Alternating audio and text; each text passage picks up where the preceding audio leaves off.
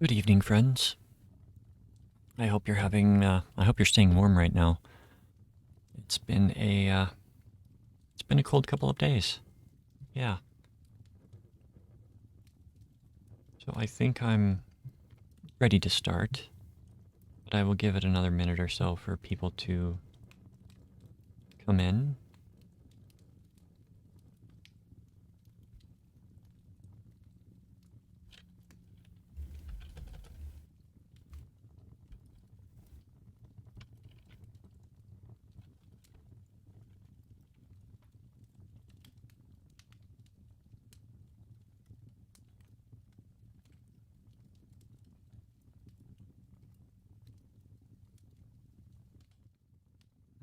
So tonight, I have two selected readings. I don't think it's going to take very long to get through them.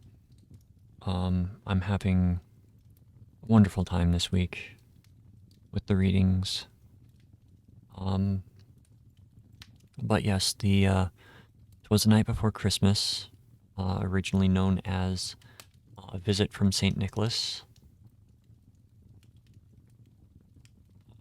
written in 1823, and I learned tonight that it is the source for the myth of the reindeer and um, him going down chimneys and stuff like that. So,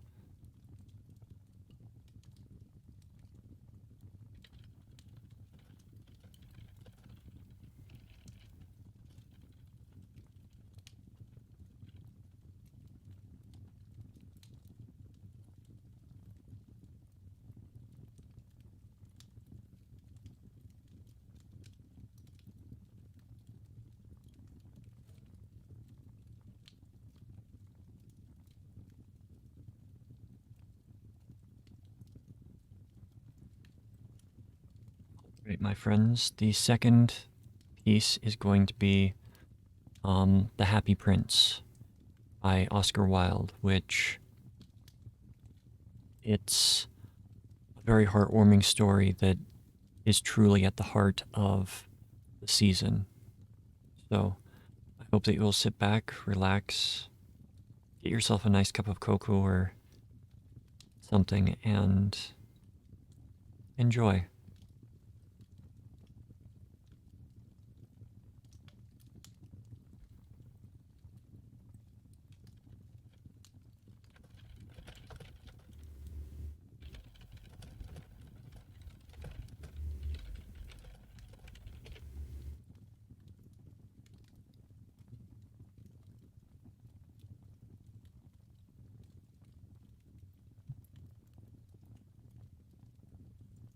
The original author of this piece is currently under debate. It is believed it was originally claimed by Clement Clark Moore, but has recently been. Um, Many believe that it was Henry Livingston, who was a writer in New York at the time. But A Visit from St. Nicholas. Was the night before Christmas when all through the house not a creature was stirring, not even a mouse. The stockings were hung by the chimney with care, in hopes that St. Nicholas soon would be there. The children were nestled all snug in their beds, while visions of sugar plums danced in their heads. And Mamma in her kerchief and I in my cap had just settled our brains for a long winter's nap. When out on the lawn there arose such a clatter, I sprang from my bed to see what was the matter. Away to the window I flew like a flash, tore open the shutters and threw up the sash. The moon on the breast of the new-fallen snow gave luster of midday to objects below. When what to my wondering eyes should appear? A miniature sleigh, and 8 tiny reindeer, with the little old driver so lively and quick, I knew in a moment it must be Saint Nick. More rapid than eagles, his coursers they came, and he whistled and shouted and called them by name. Now Dasher, now Dancer, now Prancer and Vixen, on Comet, on Cupid, on Donder and Blitzen. To the top of the porch, to the top of the wall. Now dash away, dash away, dash away all. As dry leaves that before the wild hurricane fly, when they meet with an obstacle mount to the sky, so up to the housetop the coursers they flew, with the sleigh full of toys, and St. Nicholas too. And then in a twinkling I heard on the roof the prancing and pawing of each little hoof. As I drew in my head and was turning around, down the chimney St. Nicholas came with a bound. He was dressed all in fur from his head to his foot, and his clothes were all tarnished with ashes and soot. A bundle of toys he had flung on his back, and he looked like a peddler just opening his pack. His eyes how they twinkled, his dimples how merry. His cheeks were like roses, his nose like a cherry. His droll little mouth was drawn up like a bow, and the beard of his chin was as white as the snow. The stump of a pipe he held tight in his teeth, and the smoke had encircled his head like a wreath. He had a broad face and a little round belly that shook when he laughed like a bowl full of jelly. He was chubby and plump, a right jolly old elf, and I laughed when I saw him in spite of myself. A wink of his eye and a twist of his head soon gave me to know that I had nothing to dread. He spoke not a word, but went straight to his work, and filled all the stockings, then turned with a jerk, and laying his finger aside of his nose, and giving a nod, up the chimney he rose. He sprang to his sleigh, to his team gave a whistle, and away they all flew like the dawn of a thistle. And I heard him exclaim, ere he drove out of sight, "Happy Christmas to all, and to all a good night."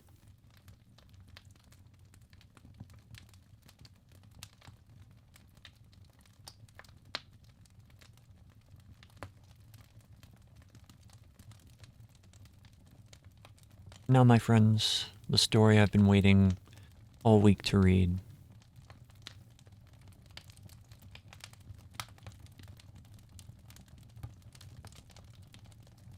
And I hope that I can make it through without crying. It's one of those stories that, really hits me hard. In a good way.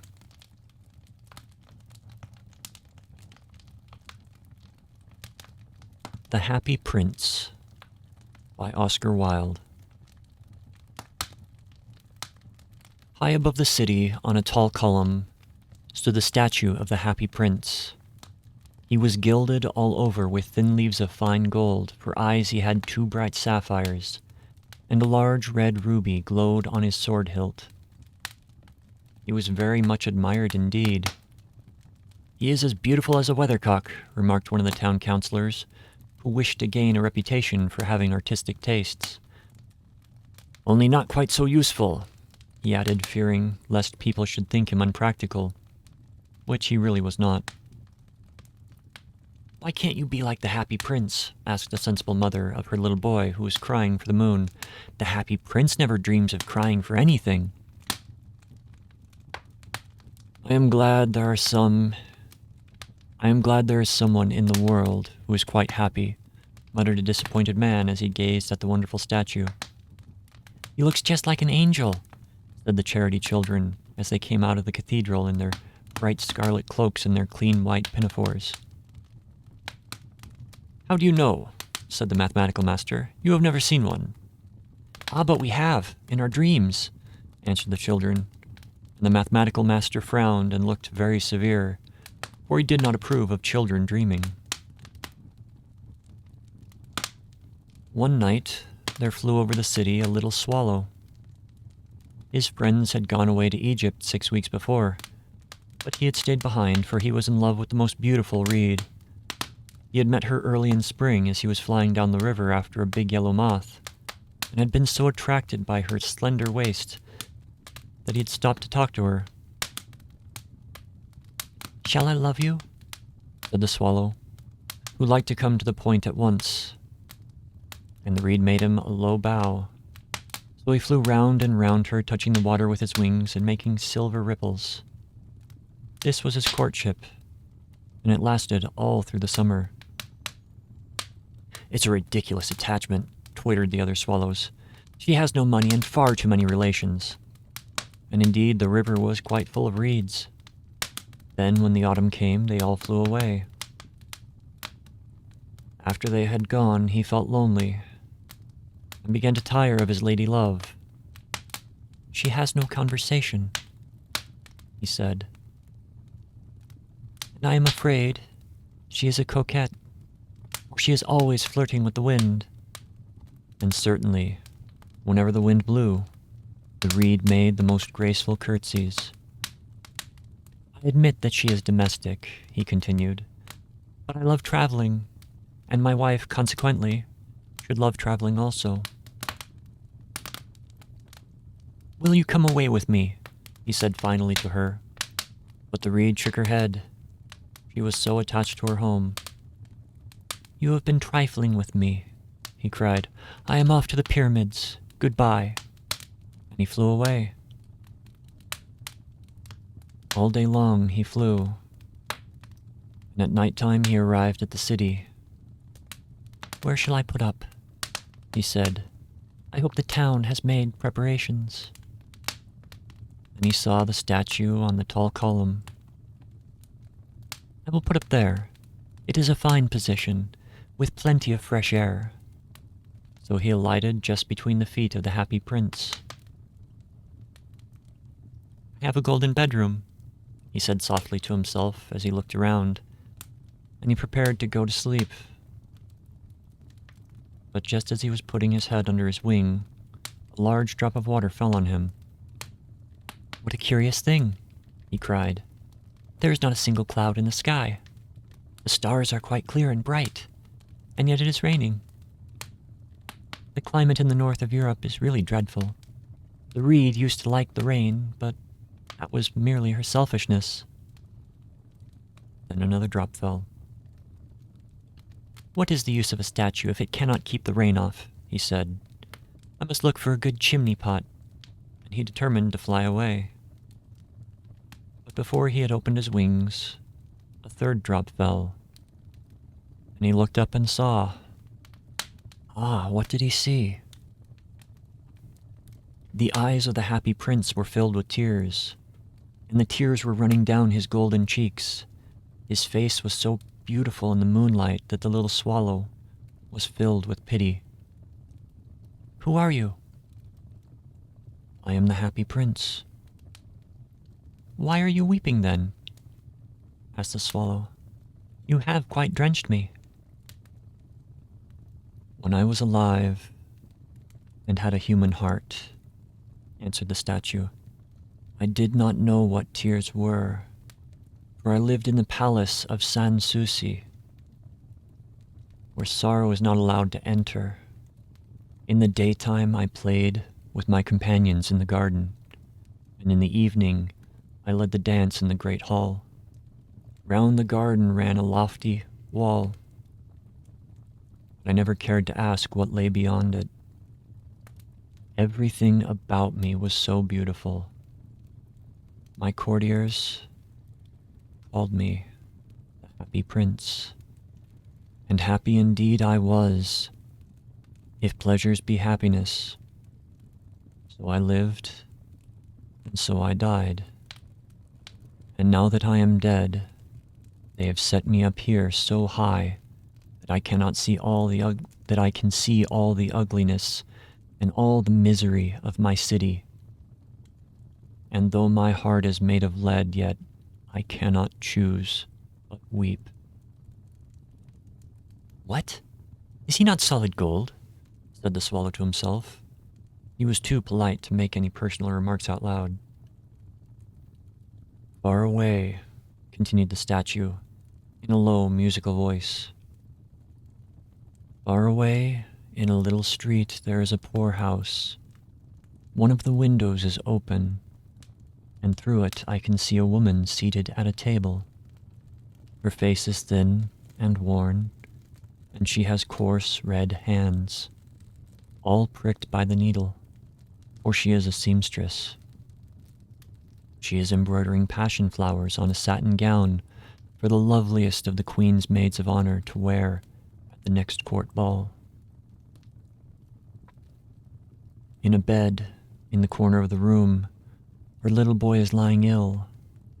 He has a fever and is asking for oranges. His mother has nothing to give him but river water, so he is crying. Swallow, swallow, little swallow. Will you not bring her the ruby out of my sword hilt? My feet are fastened to this pedestal, and I cannot move. I am waited for in Egypt, said the swallow. My friends are flying up and down the Nile and talking to the large lotus flowers. Soon they will go to sleep in the tomb of the great king. The king is there himself in his painted coffin. He is wrapped in yellow linen and embalmed with spices. Round his neck is a chain of pale green jade, and his hands are like withered leaves. Swallow, swallow, little swallow, said the prince. Will you not stay with me for one night and be my messenger? The boy is so thirsty, and the mother so sad. I don't think I like boys, answered the swallow. Last summer, when I was staying on the river, there were 2 rude boys, the miller's sons, who were always throwing stones at me. They never hit me, of course. We swallows fly far too well for that. And besides, I come from a family famous for its agility. But still, it was a mark of disrespect. But the happy prince looked so sad that the little swallow was sorry. It is very cold here, he said, but I will stay with you for one night and be your messenger. Thank you, little swallow, said the prince. So the swallow picked out the great ruby from the prince's sword and flew away with it in his beak over the roofs of the town. He passed by the cathedral tower, where the white marble angels were sculptured. He passed by the palace and heard the sound of dancing. A beautiful girl came out on the balcony with her lover. How wonderful the stars are, he said to her. How wonderful is the power of love. I hope my dress will be ready in time for the state ball, she answered. I have ordered passion flowers to be embroidered on it, but the seamstresses are so lazy. He passed over the river and saw the lanterns hanging to the masts of the ships. He passed over the ghetto and saw the old Jews bargaining with each other and weighing out money in copper scales. At last he came to the poorhouse and looked in. The boy was tossing feverishly on his bed, and the mother had fallen asleep. She was so tired. In he hopped and laid the great ruby on the table beside the woman's thimble. Then he flew gently round the bed, fanning the boy's forehead with his wings. How cool I feel, said the boy. I must be getting better. And he sank into a delicious slumber. Then the swallow flew back to the happy prince and told him what he had done. It is curious, he remarked, but I feel quite warm now, although it is so cold. That is because you have done a good action, said the prince, and the little swallow began to think, and then he fell asleep. Thinking always made him sleepy.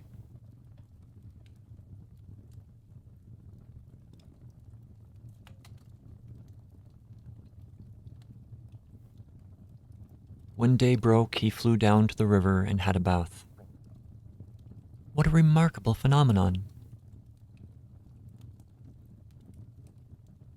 said the professor of ornithology as he was passing over the bridge. A swallow in winter. And he wrote a long letter about it to the local newspaper. Everyone quoted it. It was full of so many words that they could not understand. Tonight I go to Egypt, said the swallow, and he was in high spirits at the prospect. He visited all the public monuments and sat a long time on top of the church steeple. Wherever he went, the sparrows chirruped and said to each other, What a distinguished stranger! So he enjoyed himself very much. When the moon rose, he flew back to the happy prince. "Have you any commissions for Egypt?" he cried. "I am just starting." "Swallow, swallow, little swallow," said the prince. "Will you not stay with me one night longer?" "I am waited for in Egypt," answered the swallow. "Tomorrow my friends will fly up to the second cataract. The river horse couches there among the bulrushes, and on the great granite throne sits the god of Memnon. All night long he watches the stars, and when the morning star shines, he utters one cry of joy, and then he is silent. At noon, the yellow lions come down to the water's edge to drink. They have eyes like green barrels, and their roar is louder than the roar of the cataract." "Swallow, swallow, little swallow," said the prince. "Far away across the city, I see a young man in a garret. He is leaning over a desk covered with papers, and in a tumbler by his side there is a bunch of withered violets. His hair is brown and crisp, and his lips are red as a pomegranate, and he has large and dreamy eyes. He is trying to finish a play for the director of the theater, but he is too cold to write anymore. There is no fire in the grate, and hunger has made him faint." "I will wait with you one night longer," said the swallow, who had a really good heart. "Shall I take him another ruby?" "Alas, I have no ruby now," said the prince. "My eyes are all that I have left. They are made of rare sapphires, which were brought out of India 1,000 years ago. Pluck out one of them and take it to him. He will sell it to the jeweler and buy food and firewood and finish his play." "Dear prince," said the swallow, "I cannot do that." And he began to weep. "Swallow, swallow, little swallow," said the prince. "Do as I command you." So the swallow plucked out the prince's eye and flew away to the student's garret. It was easy enough to get in, as there was a hole in the roof. Through this he darted and came into the room. The young man had his head buried in his hands, so he did not hear the flutter of the bird's wings. And when he looked up and found the beautiful sapphire lying in the withered violets, "I am beginning to be appreciated," he cried. "This is from some great admirer. Now I can finish my play." And he looked quite happy. The next day, the swallow flew down to the harbor. He sat on the mast of a large vessel and watched the sailors hauling big chests out of the hold with ropes. "Heave ahoy!" they shouted as each chest came up. "I am going to Egypt," cried the swallow. But nobody minded. And when the moon rose, he flew back to the happy prince. "I am come to bid you goodbye," he cried. "Swallow, swallow, little swallow," said the prince. "Will you not stay with me one night longer?" It is winter," answered the swallow, "and the chill snow will soon be here. In Egypt the sun is warm on the green palm trees, and the crocodiles lie in the mud and look lazily about them. My companions are building a nest in the temple of Baalbec, and the pink and white doves are watching them and cooing to each other. Dear prince, I must leave you, but I will never forget you. The next spring I will bring you back 2 beautiful jewels in place of those you have given away. The ruby shall be redder than a red rose, and the sapphire shall be as blue as the great sea." "In the square below," said the happy prince, "there stands a little match girl.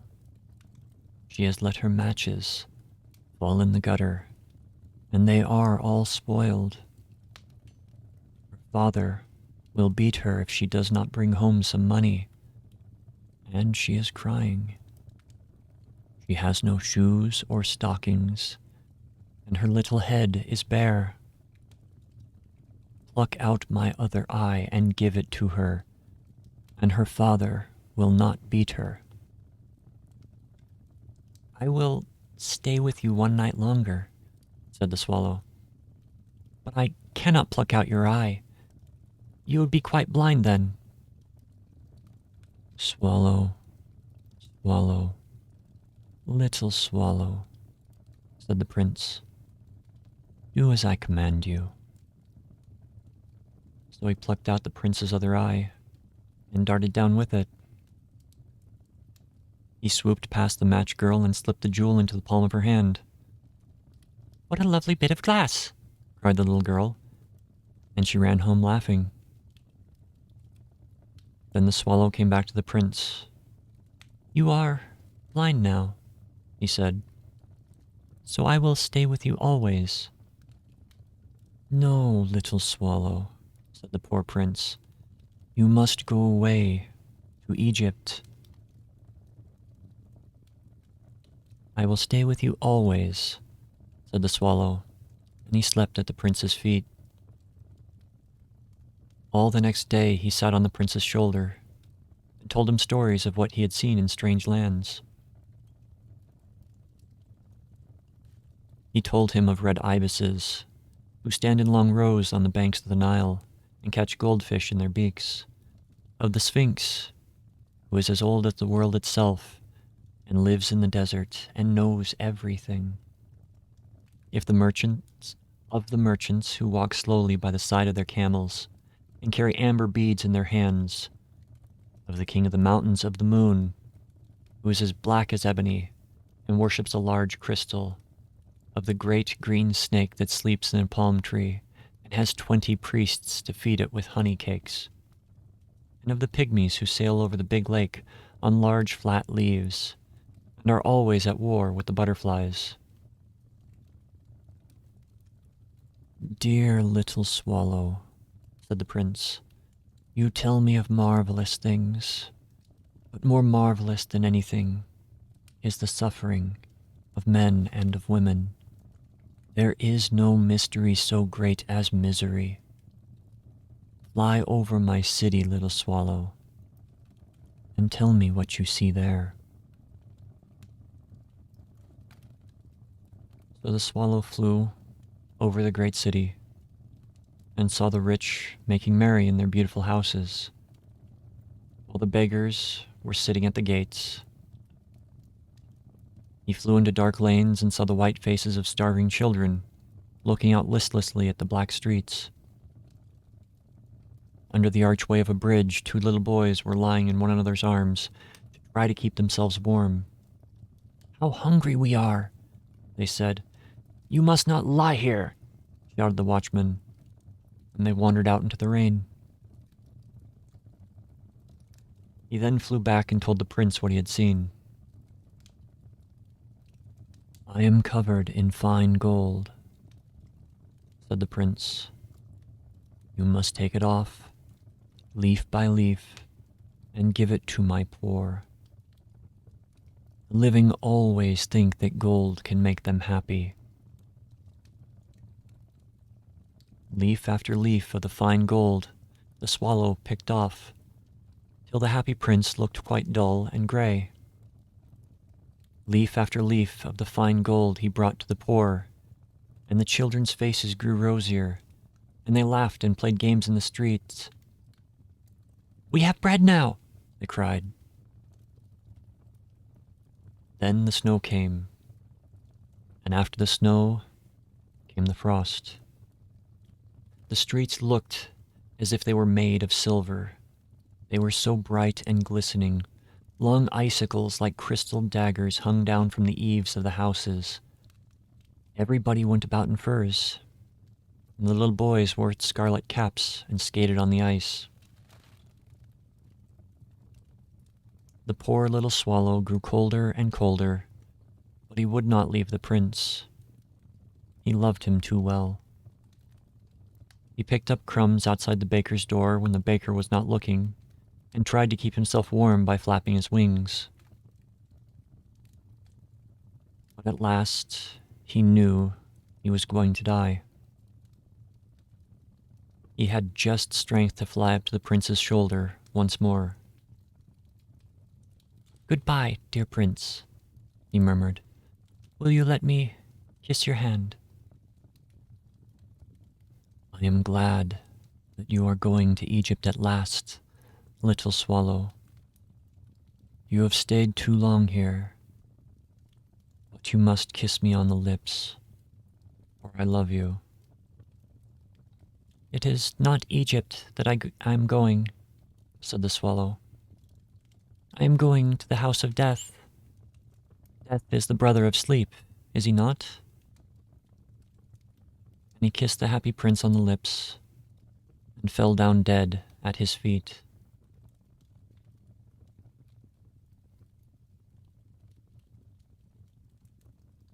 At that moment, a curious crack sounded inside the statue, as if something had broken. The fact is that the leaden heart had snapped right in two. It certainly was a dreadfully hard frost.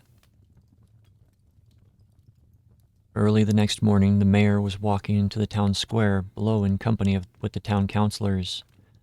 As they passed the column, he looked up at the statue. "Dear me, how shabby the happy prince looks," he said. "How shabby indeed," cried the town councilors, who always agreed with the mayor, and they went up to look at it. "The ruby has fallen out of his sword, his eyes are gone, and he is golden no longer," said the mayor. "In fact, he is little better than a beggar." "Little better than a beggar," said the town councilors. "And here is actually a dead bird at his feet," continued the mayor. "We must really issue a proclamation that birds are not to be allowed to die here." And the town clerk made a note of the suggestion. So they pulled down the statue of the happy prince. "As he is no longer beautiful, he is no longer useful," said the art professor at the university. Then they melted the statue in a furnace, and the mayor held a meeting of the corporation to decide what was to be done with the metal. "We must have another statue, of course," he said, "and it shall be a statue of myself." "Myself," said each of the town councilors, and they quarreled. When I last heard of them, they were quarreling still. "What a strange thing," said the overseer of the workmen at the foundry. "This broken lead heart will not melt in the furnace. We must throw it away." So they threw it on a dust heap, where the dead swallow was also lying. "Bring me the two most precious things in the city," said God to one of his angels. And the angel brought him the leaden heart and the dead bird. "You have rightly chosen," said God. "For in my garden of paradise, this little bird shall sing forevermore, and in my city of gold, the happy prince shall praise me."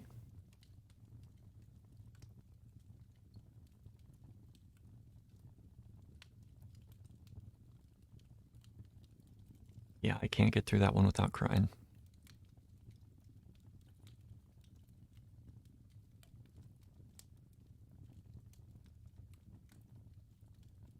Thank you, friends, for being here.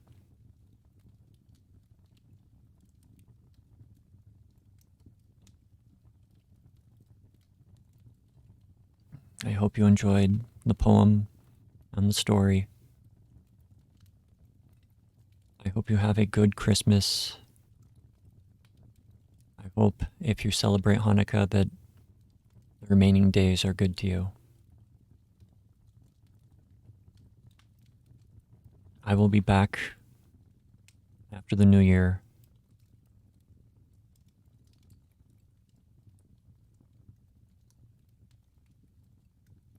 Please take care of yourselves.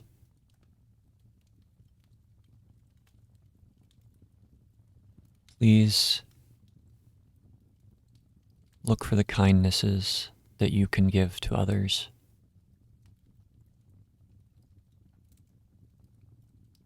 The world is harsh enough. Please be kind.